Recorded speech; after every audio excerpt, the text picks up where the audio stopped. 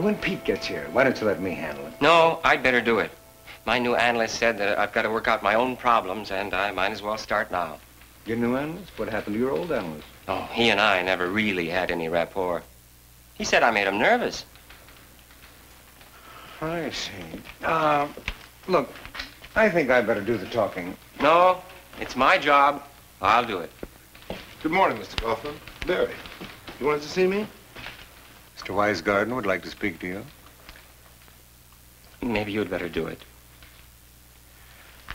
Pete, Barry teaches history in one of our adult education classes a couple of nights a week. He needs someone to take over his classes for him. But my new analyst said that the double responsibility of teaching both night and day classes is too much for me. So I suggested you because of your well-known love of teaching and your dedication to the high educational standards of Walt Whitman High School. And because you've just suffered a tragedy that is the worst thing that can happen to a teacher. What's that? A ring job. A what? My car needs a ring job. Okay, I'll take it. I could use the money. Well, wait a minute. No, we don't want you to just take it because you need the money. Think of it this way. You'll be teaching adults who really want to learn. Like I said, I'll take the job. I mean, it's really rewarding, Pete. Those people aren't like the kids we teach in the daytime. They're really receptive to what we have to offer. I'll take the job. Well, we don't want you to just take it because we're pressuring you either. Oh, you're not pressuring me. My garage is. Can I have the job?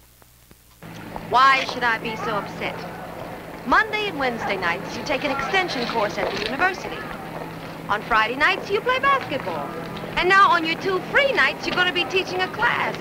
I mean, any girl would just flip to have a boyfriend she can see at lunch. That reminds me. I won't be able to have lunch with you tomorrow. When do you start? Tonight? That means we won't be able to see that movie again, huh? That's right. The class won't be over until 10. By the time I see that movie with you, it'll be on TV. Unless they've got an X-rated channel. I'll tell you what, you go to the movie and I'll meet you afterwards for coffee. Terrific.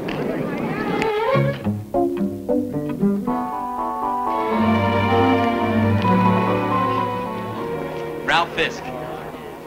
Glad to meet you, Mr. Fisk, Ralph Fisk. I'm Pete Dixon. Oh, glad to meet you.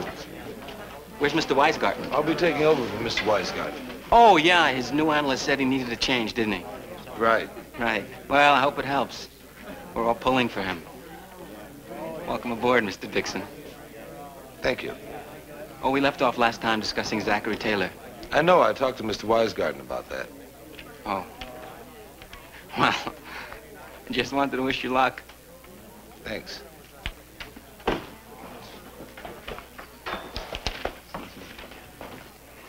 Hi.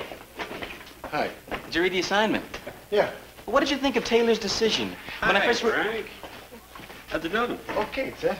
How's the bowling? Hey, I had a 564 series last night. I had a 548. But my last game was a 210. Hey, you keep that up, you'll have to turn pro. Good evening. I'm Pete Dixon. I'll be taking over for Mr. Wisegarten. Is he all right? Oh, he's fine. Just fine. Fine. Well. Well, hello. Hello, goodbye. Goodbye. Airport. Airport. Mother. Mother, father. Wait a minute. Mother, father, airport? What's this all about? It's free association. Mr. Wisegarten says it helps us loosen our minds. It's a very good idea. I do things a little differently, so we'll just drop the free association for now. Let's talk about Zachary Taylor. One of the few men in history who was more famous before he became president than after. Who knows why? Yes, Miss, Mrs. Bankston, Judy Bankston. He was a big general during the Mexican War. Right. Who can add to that? Ralph? Well, one of the most interesting things about Taylor was that he really didn't like politics. As a matter of fact, very few people realize that before he became a presidential candidate himself, he never even voted. Very good. Okay, we got a famous general who became president. Who knows how many generals became presidents?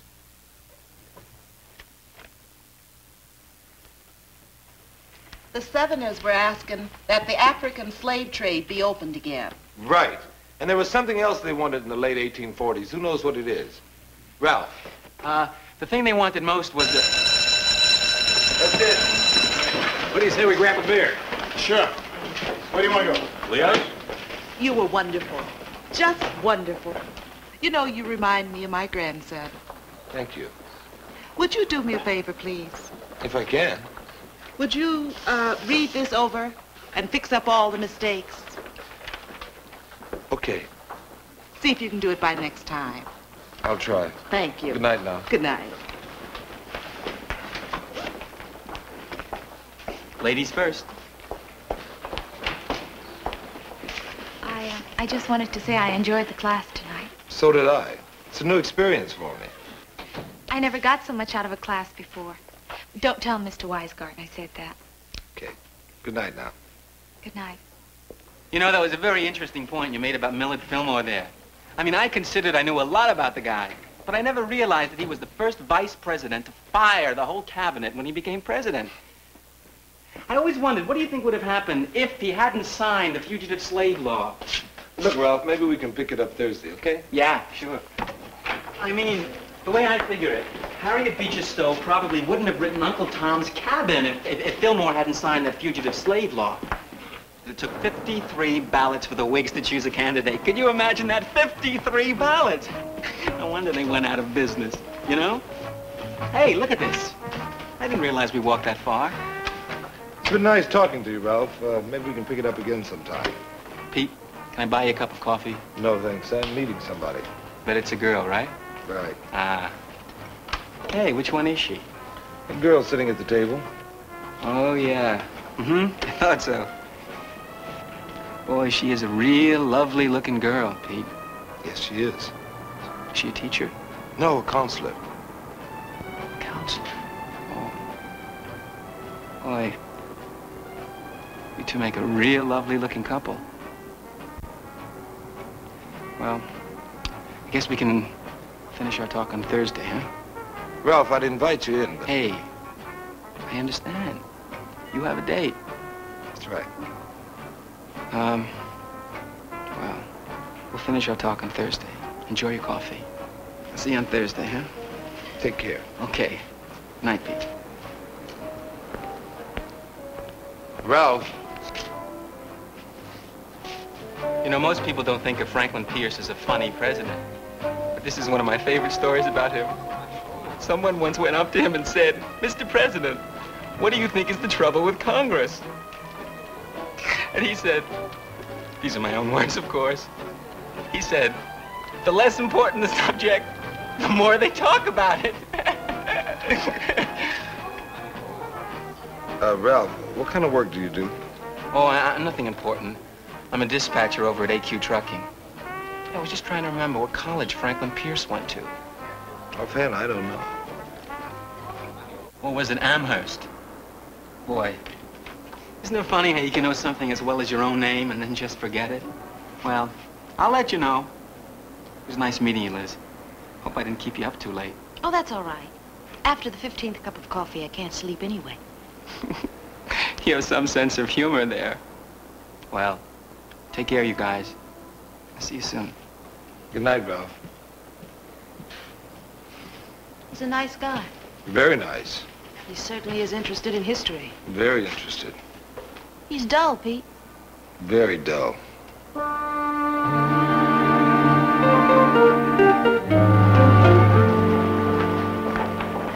I help you? You're Mr. Kaufman, aren't you? Yes? Yes, I thought so. I've seen you from a distance, but I've never seen you up close. Fisk is my name, Ralph Fisk. Fisk, you a parent of one of the students? Oh, I'm a student. You're a student? Yeah, I guess you thought I meant a day student. I go to school at night. I've been going here for 6 or 7 years. That's how come I know you. 7 years? Well, I graduated when I was a kid. Now I take classes just for fun, especially history. I am what you would call a history nut. Well, have you ever considered college, Mr. Fisk? Oh, no. I never thought I could make it in college. I see. Well, what can I do for you? I really came to see Mr. Dixon. Boy, he is some history teacher. Find him in room 222. No, he's not there. I've already looked, but it's empty. Oh, well, maybe he's got a free period right now. If you'd like to wait in the administration office, you're very Maybe welcome. he's with Liz. Boy, Liz and Pete make a really great couple, don't they? Mr. Fisk, excuse me, I'm a little busy right now. Oh, yeah, sure. Ready for lunch? Alone? Just you and me. Hamburgers instead of the cafeteria. Put it that way, you make hamburgers sound like filet mignon. Oh, honey, about last night. I'm sorry, but what could I do? You just tagged along.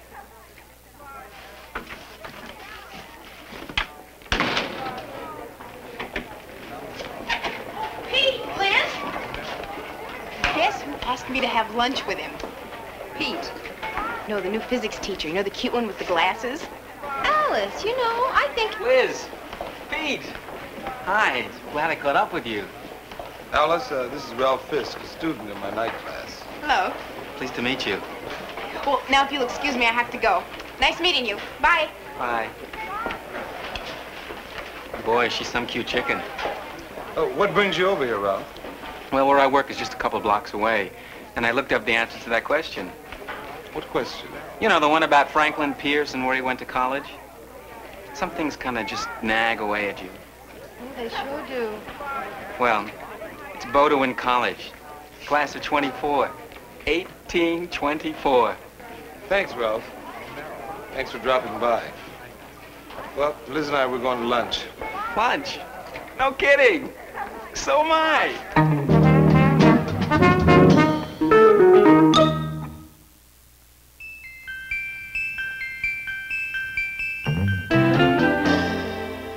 The South was very interested in something the United States wanted to purchase in the 1840s.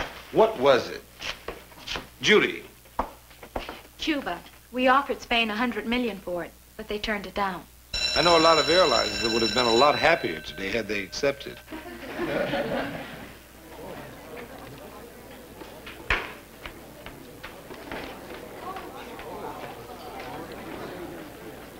Hi. Gee, I'm glad I caught you. There's something you said tonight in class I want to talk to you about. For instance, very few people realize that bathtubs in Philadelphia in 1836 were illegal. Look, Ralph, tonight, if you don't mind. Oh, wow. Hey, thanks, Pete. For what? You know.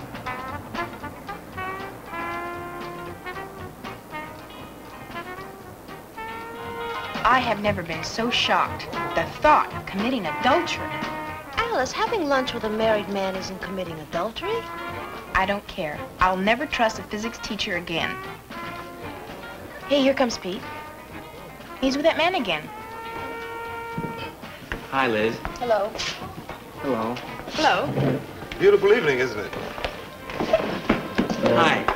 Can I have some apple pie and coffee, please? Coffee. It's Alice, isn't it? Yes, Alice Johnson. I hate Johnson? to be the one to break the news You to related but to one of the even two Laurel and ex-presidents? Hardy were occasionally seen apart. Oh, I'm Ralph Fisk. We met at school the other day. I remember. You come here often? Yes, quite a bit. You a teacher? No, not yet. I'm student teaching. Oh. What subject? History. History? She just said the secret word. You know, Pete and I were just talking about what it was like to live in the 18th century. You were? Mm-hmm. Did you know that between 1820 and 1860, the center of population shifted 16 miles east of Bloomfield, West Virginia, to 20 miles south of Chillicothe, Ohio?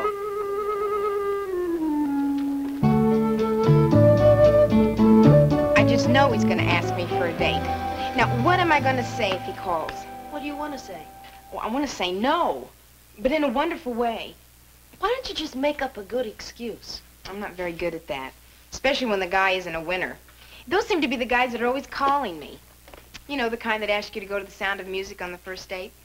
Well, I've seen it 3 times. Maybe he won't call after all. Oh, he'll call. He thinks I'm cute. I mean, I'm not, but he thinks I am. Hey, this has got to have happened to you before. It happens to all of us. What do you usually do? Of course, that's it. Thank you, Liz. Well, you're welcome. What do you do? Well, I usually go out with him 3 times. Well, you see, if I don't go out with him the first time, he feels totally rejected. Now, if I go out with him once and don't go out with him again, Well, then he thinks I had a bad time on the first date. Now, if I only go out with him twice, now, this makes sense, it really does. Now, if I only go out with him twice, then he thinks I only went out with him the second time because I had such a bad time on the first date. I figure 3 times. Doesn't that make sense? You keep following that line of reasoning, and you're going to marry somebody just to keep from hurting his feelings. I had a fantastic time. Did you? Yeah. I really liked the movie. Huh? Mm-hmm. Oh, great. Such a good movie. Yeah. I've seen it 3 times already. Oh, gee, your parents are still waiting up for you. Yeah. Didn't realize it was that early. Oh, that's okay. I have to get up early tomorrow anyway. Well, Yeah. So you really liked the movie, huh? Oh, I really did. I loved it. Julie Andrews is absolutely my most favorite actress. The scenery was good. Boy, you don't see mountains like that every day, you know. Those are really great mountains. And the music. It was a wonderful movie. Well, they did take some historical liberties, you know. That's true. Not too many people sang their way through World War II. I mean, I know the Germans actually did occupy Austria during those years, but there were several very prominent German officers they didn't even begin to deal with. First, there was General von... I'll see you again real soon, okay? When?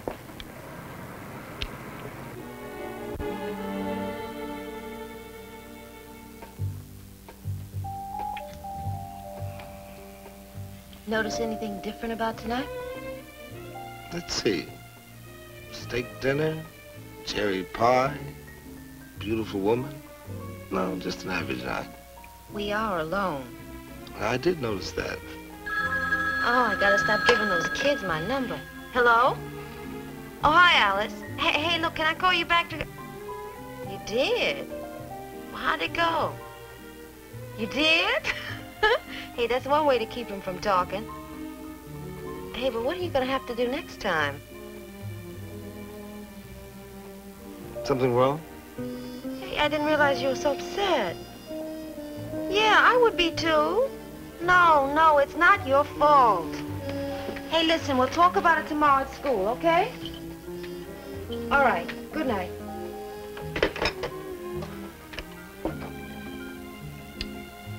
Well, you want to talk about it, or you just want to stand there practicing your evil eye? That was Alice. She just got back from a date with your friend Ralph. What else did I do? It's what you didn't do. Let's take that again. What didn't I do that I should have done? You should have told your friend Ralph to leave you alone. I would have. But one way or another, that's what everybody has told him. Look, I love you for it, but you gotta stop feeling responsible for all the Ralphs in the world. Isn't that my problem? Not when it starts affecting me. This is the first time we've been alone since you started teaching that class, and who are we talking about? Ralph. You brought it up. Alice brought it up. She's having a nervous breakdown trying to figure out how to say no to your friend Ralph without hurting his feelings. Hey, wait a minute. Wait a minute. What do you want me to do about it? Tell him he's boring and dull? You want Ralph around for the rest of your life? Of course not.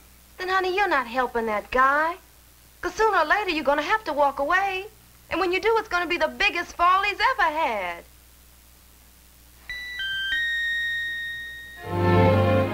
Good class tonight.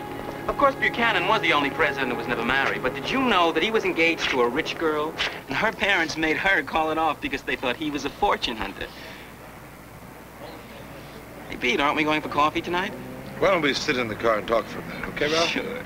Sure, Pete. Buchanan said he would never be happy again after he met that girl and broke up with her. Well, I wonder. Ralph, can I say something? Sure. Anything. Go ahead. It's important. Hey, feel free to say anything. I mean, I consider you a good friend. Can't say that about too many people. Why do you think that is? What? That I don't consider too many people my friend? That's right. Why? I don't know. I guess most people aren't interested in the same things I am. I guess we don't have things in common, like you and me. What do we have in common, Ralph? You know, history. What else? You've talked a long time now. What do you really know about me? I know you're a good guy.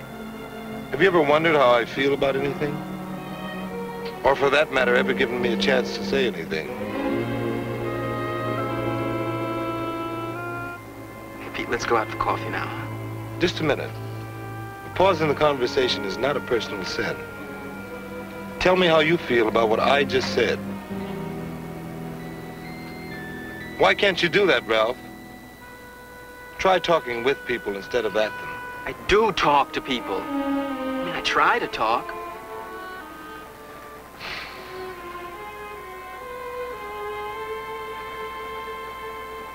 You just don't seem to be interested. That's because you give people information. What can they say? That's an interesting fact, Ralph. What about when I talk history to you? That doesn't bore you, does it? I'm more than just a history teacher. I'm a human being. I have other interests.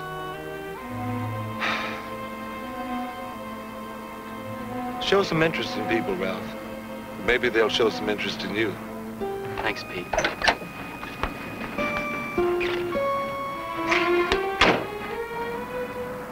thought you were my friend. You never gave me a chance.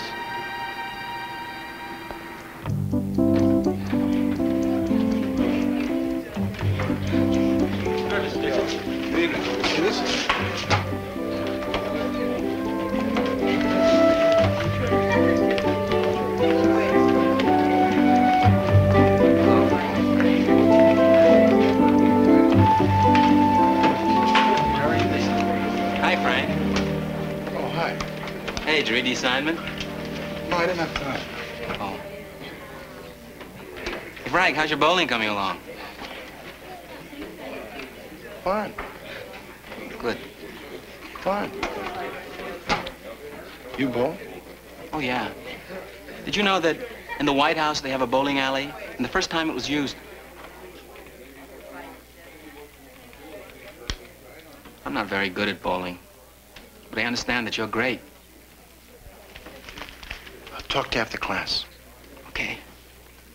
Terrific.